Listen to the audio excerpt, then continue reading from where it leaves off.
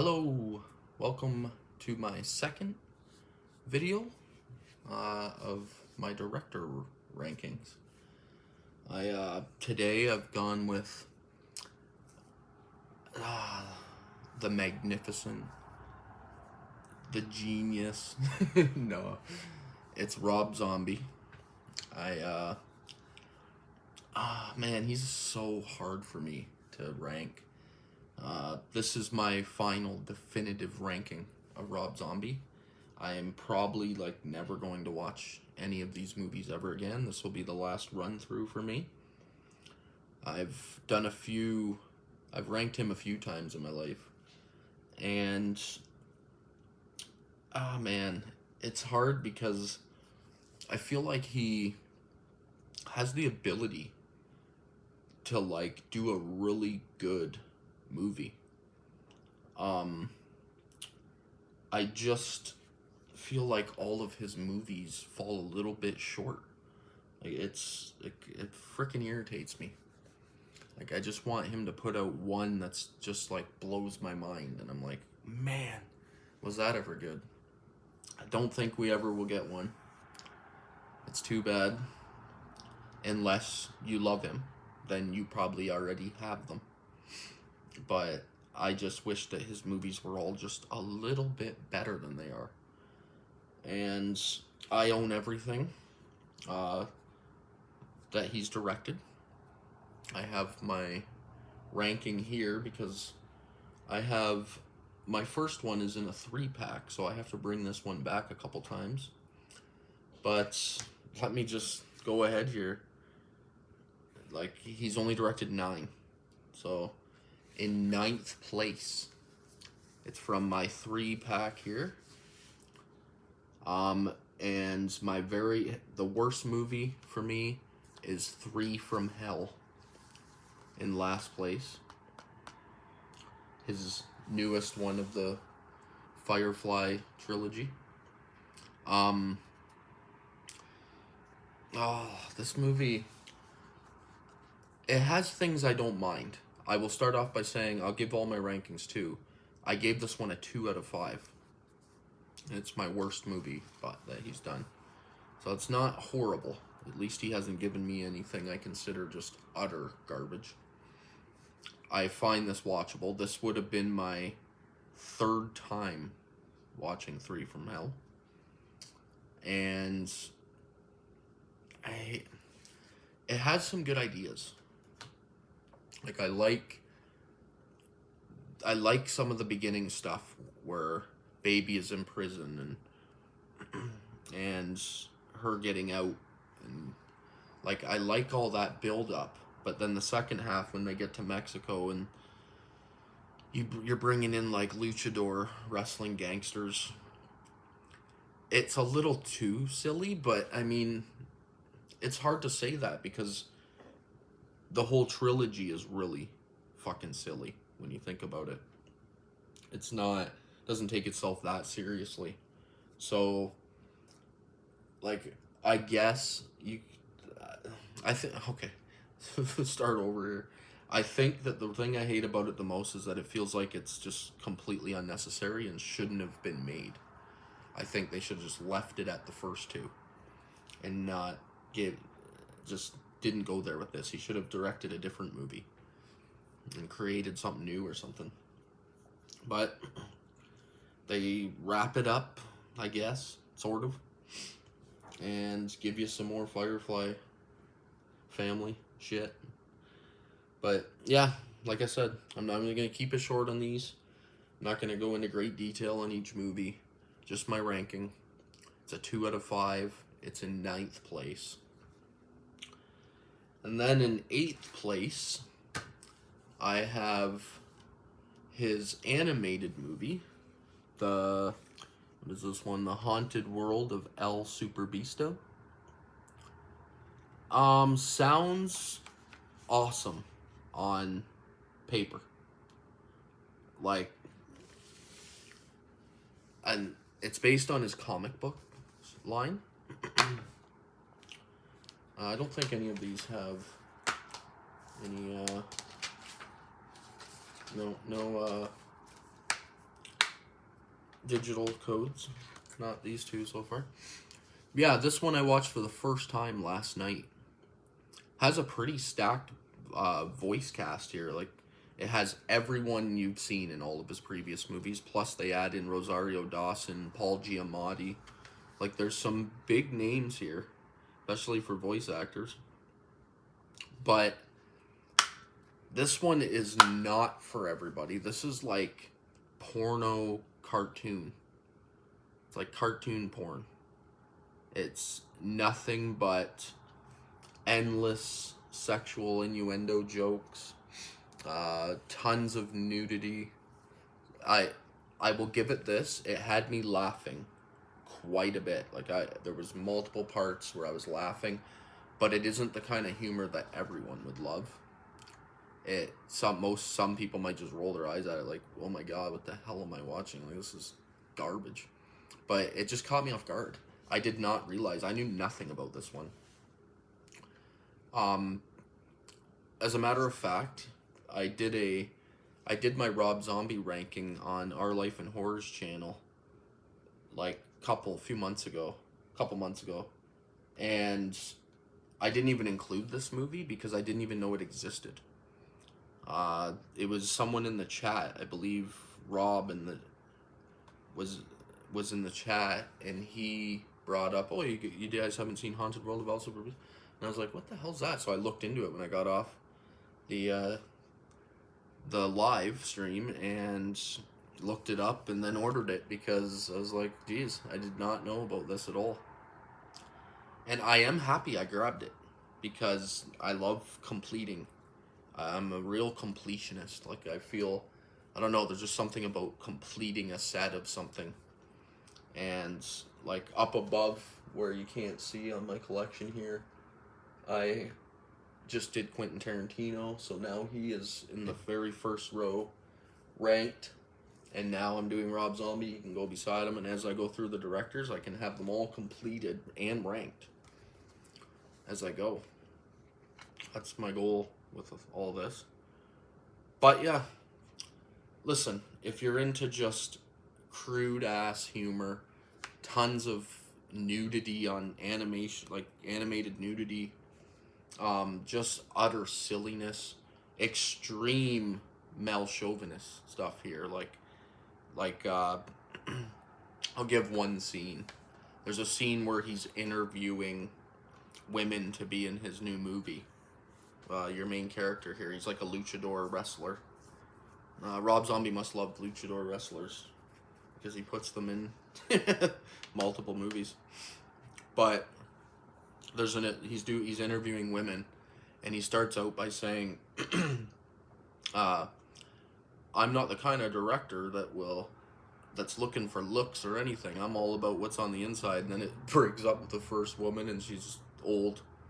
And soon as she starts to talk, he's like, next. And brings out the next one, and she's kind of cracked out looking, next. He just keeps skipping them until he gets to, like, the hottest one with the biggest boobs. And he's like, and then he's sitting there like, yeah, and everything she's saying just sounds like, just like ditzy, dumb shit. But he's like, oh, that was the most genius thing I've ever heard come out of someone's mouth. So it's really male chauvinist. But I mean, it's fun. It was fun. I gave this a 2 as well. 2 out of 5. And it was my first watch. It might bump up to a 2.5 the next time I watch it. I don't know.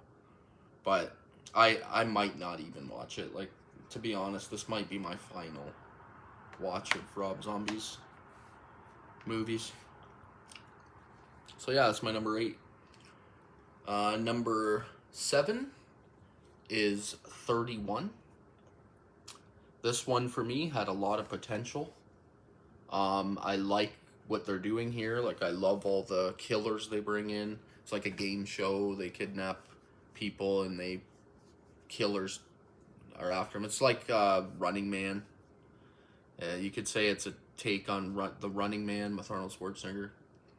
And it's like, I don't know, Rob Zombie meets Running Man, but just not, it shouldn't even be in the same category as Running Man because that movie's a classic and it's Rob Zombie. So I like all the killers and the characters, and the kills are brutal, and the storyline's decent. This is where I gave this a 2.5. Um, I think my problem is the filming style. There's a lot of shaky cam, like blurry cam stuff, where it's uh, it's like the Jason Bourne action scenes where the shots are so close up that you can't really see what's happening, and then it's like goes blurry, and that shit drives me nuts. Cause like if I can't see what's happening, fuck off. Like I don't know, pull your camera out and let us see what's going on here. It bugs me. It throws me out of the experience. But you got an awesome performance from Richard Brake as the lead killer. Sherry Moon Zombie is in a good guy role here for a change, which is pretty cool to see. Yeah, decent performances. Okay story. It's a 2.5. It's watchable. That's my number 7. At number 6, we have, and this one has dropped a lot. So this was my, I don't know how many times I've watched this movie, but it used to be up in my top like 3 of his movies. And after this last watch, it dropped all the way down to 6th place here for me. And it's House of a Thousand Corpses, back on my trilogy here. I used to love this, and I think nostalgia played a big role the last few times I've done a Rob Zombie ranking. Because I looked at it with a more critical eye, and I didn't really enjoy it as much as I have every other time I watched it. This one was, it felt too cartoonish. I don't know, it kind of feels too amateur, I guess I could say. Like, it just doesn't feel as scary as it did back when, like, I was seeing this in the theater back when it came out, and I remember coming out of the theater loving it. But as I've watched it over the years, it drops a little bit every single time. So now it's down in 6th place for him. But everyone's seen House of a Thousand Corpses. I don't need to do a description on that. It's Texas Chainsaw Massacre, basically, but clownish and silly. But, yeah, 6th place. And then, in 5th place, I have Halloween 2. This one rose on my ranking after doing some episodes with Our Life in Horror and hearing how much Sam likes this, and I looked at it through a different lens, I think, this time when I watched it, and it was better than I remembered thinking. I always just shit all over this and just think it's utter trash. Honestly, I still only gave it a 3. Same with House of a Thousand Corpses. But I think there is some stuff to like here. The performances are great from a couple people. Not great, but from a couple people they're good. Like Scout Taylor Compton does a great job. Danielle Harris does a decent job in this for what little she's in it. Her death scene is really tear-jerky and sad. I'm not a huge fan of the White Horse storyline and the mom and all that. Like, it's why these Halloween movies are only 3s. Because next up at number 4, I have the original his original Halloween here. And honestly, I wish they took out the beginning with him as a kid. I get it, that's kind of what Rob Zombie's doing with these. He's trying to make them just feel more psychotic and more dirty. But I don't like any of the kid stuff. I think that it ruins Michael Myers as a character. I don't like seeing how psychotic he has always been. I prefer the, like, unknown boogeyman Michael Myers, not that we know everything about this guy, Michael Myers. Like, it's just, I don't know. It takes the fun out of it, and I guess that's the point. He's not trying to be fun, but it, like, I don't know, in Jason and Michael Myers and Freddy movies, it's fun watching them kill people. I know that's demented to say, but it is.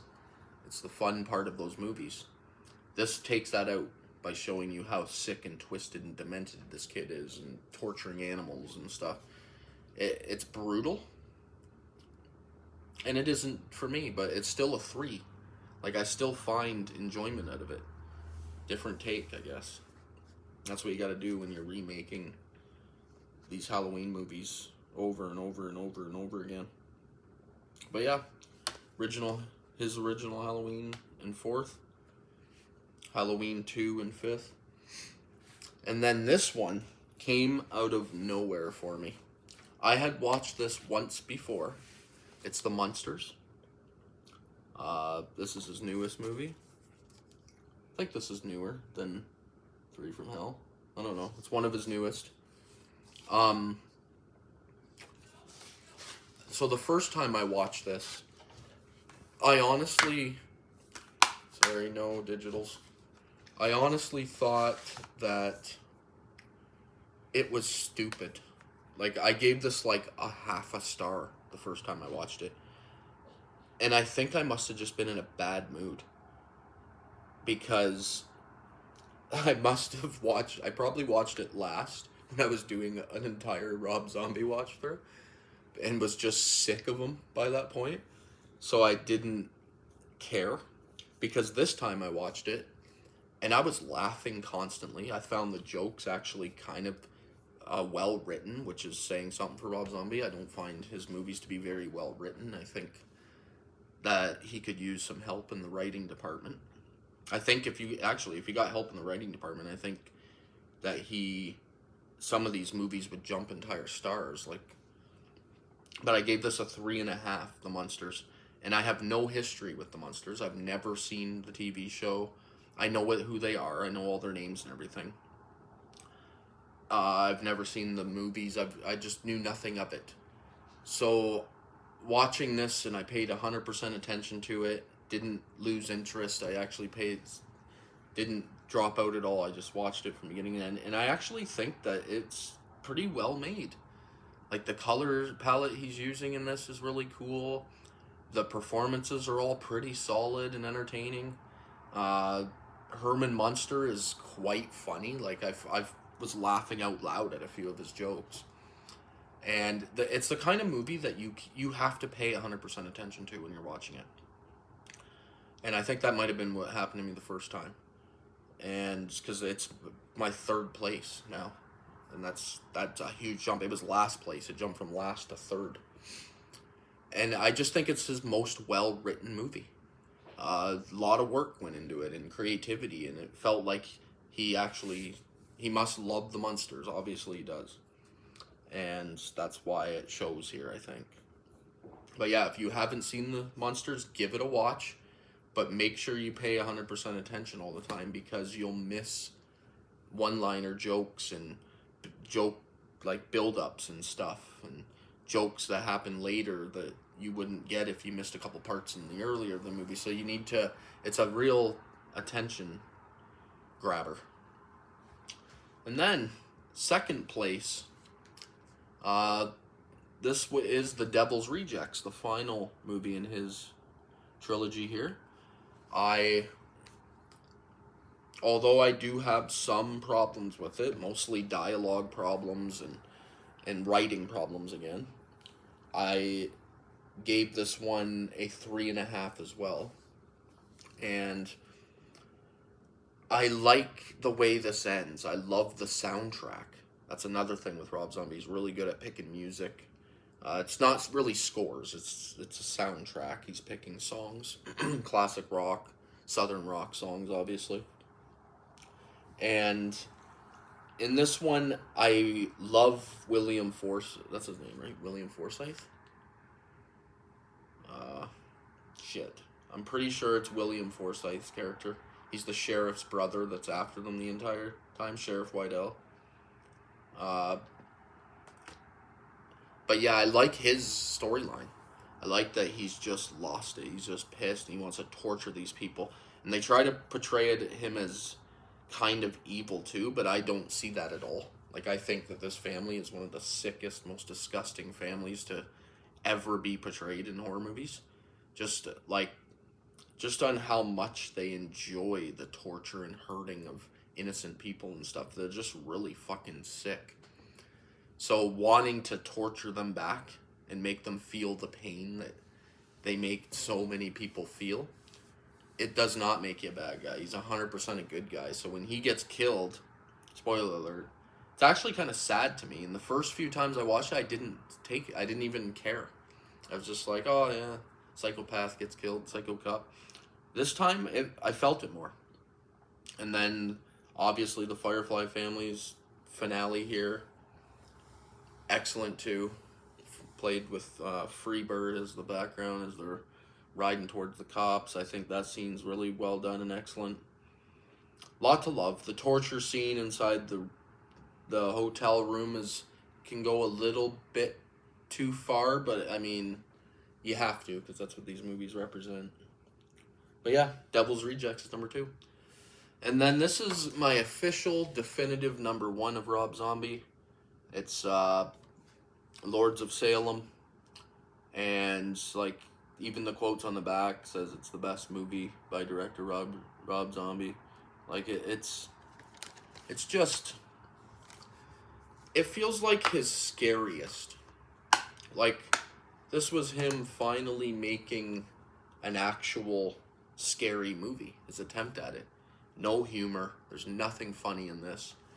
It's just a witch story, and I love witch stories.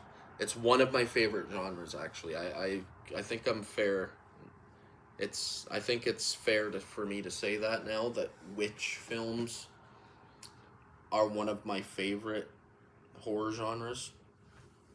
I just like the feeling, and usually the scores are awesome. Again, and here, the Lords, their music that they play, that triggers all the women of Salem in order to turn them into witches. That simple beat gets me. Like, it just feels like I can feel it. I'm guessing anybody that's seen it probably feels that too. It's just a dark Salem witch trial movie, and done well. Sheri Moon Zombie, this is probably her best acting and her best performance. Dee Wallace and Patricia Quinn from Rocky Horror. It was awesome to see her pop up here, because I'm a huge Rocky Horror fan, and obviously Rob Zombie is too, considering all his movies kind of feel like it. Meg Foster does an awesome job here. But just great stuff. This one, this is a 4. So his greatest movie for me is a 4. His worst movie from me is a 2. So that's not too bad for 9 films. You're ranging from 2 to 4. He has no 4.5s for me, and 5s. He'll never have a 5, probably. I don't have a whole lot of movies that get 5s for me. It has to be just like masterpiece levels, in my opinion, to get a 5. You have to excel in like every category that I love in order to hit 5. If you didn't in one of them, you're dropping down to a 4.5. So that's the way I look at it. But yeah, that's my second director. Finished. I'll probably never talk Rob Zombie again. I think I'm done. That's his complete series there. Everything. There's obviously nicer releases than these two, like the Firefly trilogy, I think, have all gotten 4Ks. I don't feel the need. These movies are dirty, grungy, filmed with dirty lenses, it feels like. I don't think 4K is going to make that much of a difference on movies that look like this. So, I'm happy with this. I will keep my Blu-ray collection of Rob Zombies complete. I can put it up there and get on to my next one. For my next episode, I'm going to be doing Scott Derrickson. I don't know if a lot of people are familiar with him, but he's got a small catalog as well. I think he has 8 films. I have finished watching all of them, all 8. So I'll probably record that tomorrow night, back-to-back nights here. And the only thing I knew by him or knew of him is that he directed a couple movies that I like knew 100%, and that was Sinister and The Black Phone.